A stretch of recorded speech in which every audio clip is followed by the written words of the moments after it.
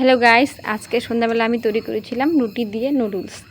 তার জন্য আমি 5টা রুটি কেটে নিয়েছি, কুচি কুচি করে, মানে সরু সরু করে কেটে নিয়েছি। যতটা সম্ভব সরু করে কাটতে হবে।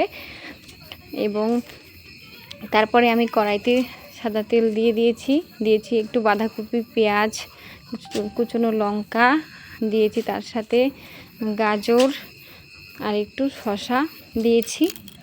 সব পেঁয়াজ, লঙ্কা, বাঁধাকপি, গাজর সব দিয়ে ভালো করে ভেজে নেব খুব সুন্দরভাবে।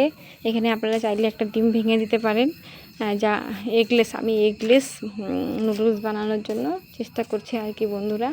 একটু যারা রুটি খেতে সবসময় পছন্দ করেন না, রুটি খেতে খেতে আর ভালো লাগে না, তাদের জন্য এই ভিডিওটা। এভাবে আপনারা রুটি তৈরি করে কেটে নেবেন, নিয়ে এইভাবে সবজি দিয়ে ভেজে একটু নুডলসের মতো তৈরি করে খাবেন। খুব ভালো লাগে, অসাধারণ লাগে খেতে। মনে হয় না যে এটা রুটি দিয়ে তৈরি করা নুডলস।